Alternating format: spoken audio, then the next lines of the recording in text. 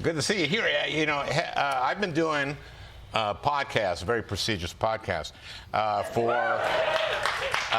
about 4 years now. You're my favorite guest. You've been on 3 times. You're my favorite guest. You're so brilliant. Now you're an economist. The first time we met was during the banking crisis, and we talked a lot about that. Subprime loans, etc. And housing has always been a big part in the gap in terms of wealth between blacks and whites. Can you explain where that kind of started? Yeah, absolutely. I mean, I always say wealth is where history shows up in your wallet. So today, the average black college graduate has less wealth on average than the average white high school dropout. Makes no sense, okay, right? Say that again. Yes. So if you're the average white high school dropout, you are wealthier than the average black college graduate. So that's history showing up in your wallet, right? We're talking about wealth, not a paycheck. We are talking about your home equity, your stocks, your bonds, your inheritances. And that all dates back to that massive racial wealth divide that we have today, dates back to when most middle-class Americans' wealth began, which was in the New Deal era, coming out of the Depression. The progressive FDR government said, we want to commit to affordable housing and mass home ownership. And they created this massive system, this system of public subsidy, and they based it on the never substantiated assumption that black people would be too much of a credit risk.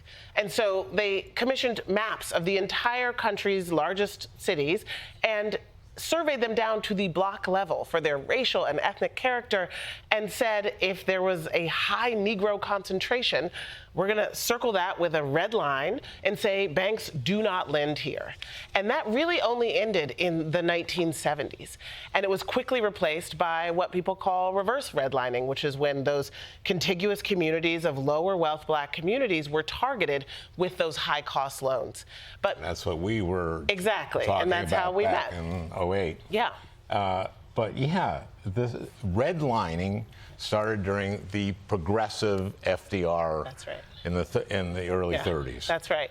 And you know, the way I see it, and this is really the kind of core idea of the sum of us, you know, you and I met not just because black families were being disproportionately targeted early in the subprime crisis before it was a household word. You and I met once everything had fallen apart, right? Once Lehman had gone bankrupt, once trillions of dollars in household wealth and $8 million jobs had disappeared overnight. And for me, it was such an object lesson in the way in which racism can ultimately have a cost for everyone. We ignored the canaries in the coal mine, what was going on with black and brown families early in the crisis, and banking committee members just weren't focused on it. And then obviously we know how the story ended. Well, the sum of us is about how race intersects with economic inequality. Mm-hmm. And it became an instant New York Times bestseller, and now you've done a book that's for school children, for toddlers. Yeah. No, not for toddlers. But for like middle schoolers. Yeah, middle school and high school. Yeah. And how do you explain this to them? How do, because these kids are able to understand this, right? I mean, I noticed this is the book, and it's a little shorter than the other, but it seems pretty sophisticated. Yeah, we really didn't dumb it down. That was the lesson I got. We did sort of casual focus groups of educators and middle school students, and they were like, don't dumb it down. We actually have access to all the same information you do, and we have the same kinds of questions, right? The core question at the heart of the sum of us is, why does it seem like we can't have nice things in America? Nice things like, not like flying cars, but nice things like universal health care and paid family leave and child care and a great school in every neighborhood. And they have those questions too. And so in the sum of us, I use a lot of data and a lot of history, but ultimately it's a series of stories, like the story of the drained public pool. And that now the cover of this is There's a boy jumping into a pool, a white boy it looks like, and I think a black child in there. Tell that story, because that's the first story you tell these kids, right? Yeah, it is. It's the story of what happened to many of the country's nearly 2,000 lavishly funded grand resort-style public swimming pools that were built in that same New Deal era of public goods around when the big housing subsidies were happening. And I like to get the kids to picture what it would look like to have a community pool that was free and could hold over 1,000 swimmers at a time. And most of them, you know, they kind of gasp and they're excited about the idea. And then I tell them that they were usually for whites only. And they're sort of like, oh, you know. And then I say, but then in the civil rights movement, black families began to say, you know what, it's our tax dollars that have funded those public pools all along. We want our kids to swim. And the court sided with them and progress was made. And then many towns and cities, not just in the Jim Crow South, decided to drain their public pools rather than integrate them. They literally drained out the water and backed up truckloads of dirt. And I really see in the conversations they have, the questions they ask me, they get it. So unbelievable. And they did that all over the place. All over the country, yeah. In Ohio and West Virginia, all over the country, yeah. Yeah, so, and then they planted over it. Yep. And So, just so black and white people couldn't swim together. that's exactly right. It's this zero-sum story, this old story that says that progress for people of color has to come at the expense of white people, that we can't all sort of share in well-being, that we're in this competition for dominance and status. And you know what? Young people get it. It's this story that is, of course, unbelievable, but they've lived in America long enough to know that it's actually quite believable.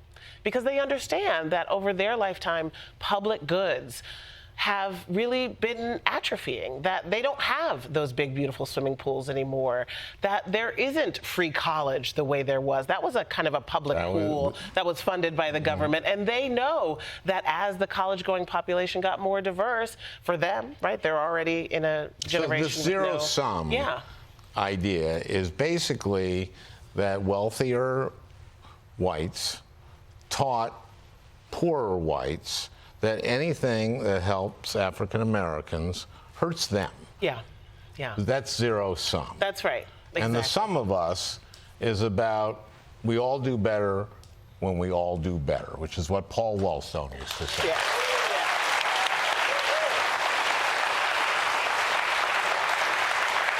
The late great.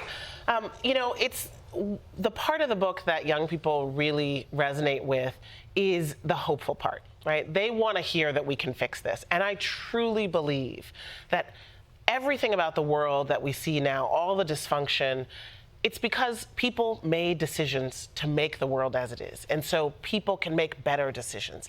And the core message is that through collective action, people coming together across lines of race, finding solidarity, recognizing that we all do better when we all do better, and that we all want big, beautiful public pools, we can really win and take on powerful interests, but we can't if we're divided. And they get that, and it's been a really fun trip across the country, schools, libraries, middle schools. You've been going all over the country, finding communities where this is happening.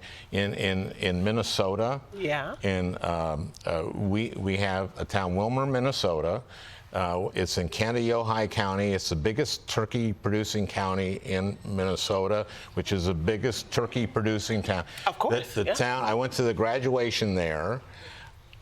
About half the class German, Scandinavian. About a third of the class Hispanic. There's a big meat packing plant there. About 15% Somali. This was the most beautiful thing I'd ever gone to in the time that I was in the Senate. This town just worked together. Lewiston, Maine is doing that all over the country. This works when we realize, the sum of us, that's how we create wealth, that's how we create prosperity, that's how we create a good life for all Americans. That's right. You should really run for office, Al.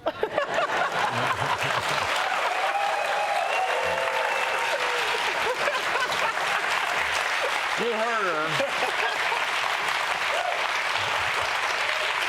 Heather McGhee, the young readers' adaptation of Heather's book is available now, and the Sum of Us podcast series is available wherever you get your podcasts.